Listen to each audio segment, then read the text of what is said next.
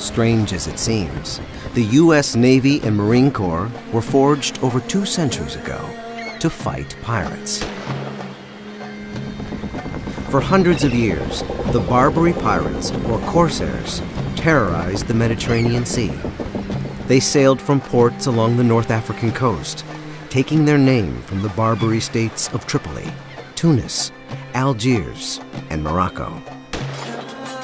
The Muslim pirates sided with the Ottoman Turks against Christian Europe.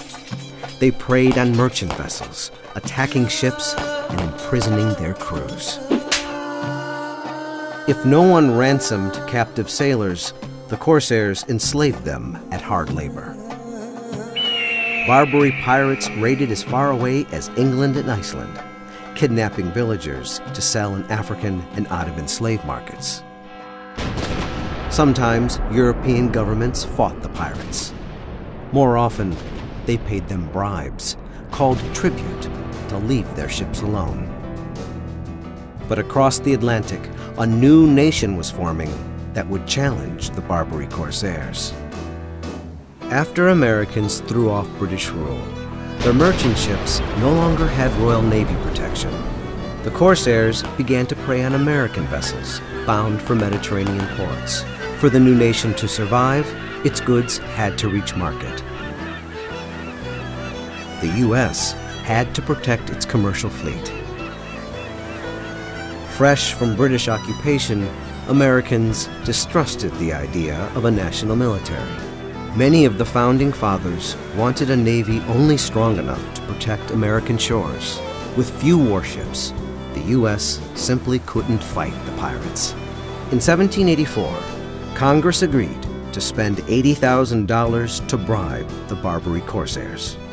To make the deal, Thomas Jefferson and John Adams sailed to England.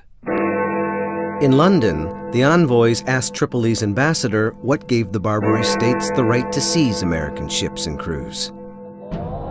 It was the duty of all believers to make war against the unbelievers, the ambassador replied. Any Muslim slain in battle was sure to go to paradise. But he promised them that payments to Tripoli would guarantee safe passage. So America, too, paid tribute. The corsairs released American captives and agreed to let American ships be. But the attacks continued. As Americans began to lose patience, their leaders debated what to do. Jefferson argued for a stronger navy. It will be more easy to raise ships and men to fight these pirates into reason, he wrote, than money to bribe them. John Adams disagreed. We ought not fight them at all, he said, unless we determine to fight them forever. America resisted a military buildup until bribes to the pirates grew to almost 20% of the national budget.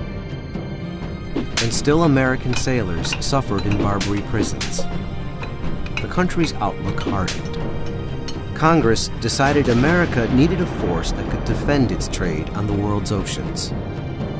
In 1794, President George Washington authorized construction of 6 frigates, long-range attack vessels, fast and well-armed.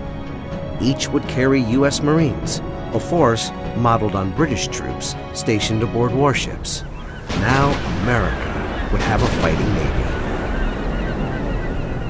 In 1801, Jefferson became president. Tripoli immediately tested him. Its ruler, Pasha Yusuf Karamanli, demanded more tribute. When Jefferson refused, the Pasha declared war. Only Congress could send Americans into combat. But on his own, President Jefferson ordered U.S. warships to the Mediterranean. After the frigate sailed, he revealed what he'd done. The style of the demand admitted but one answer, Jefferson told Congress. I sent a small squadron of frigates into the Mediterranean. At first, the U.S. Navy fared badly. Corsairs took the USS Philadelphia, imprisoning her crew and sailing the captured frigate to Tripoli. At home, critics savaged Jefferson's foreign adventure. He stayed the course.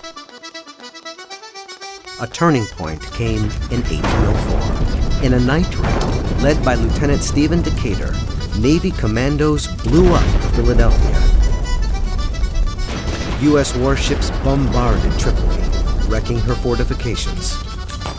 Still, Karamanli refused to release his American captives. After a year of fruitless negotiation, the U.S. took action again. William Eaton, American consul to Tunis, assembled a small force of Marines and mercenaries.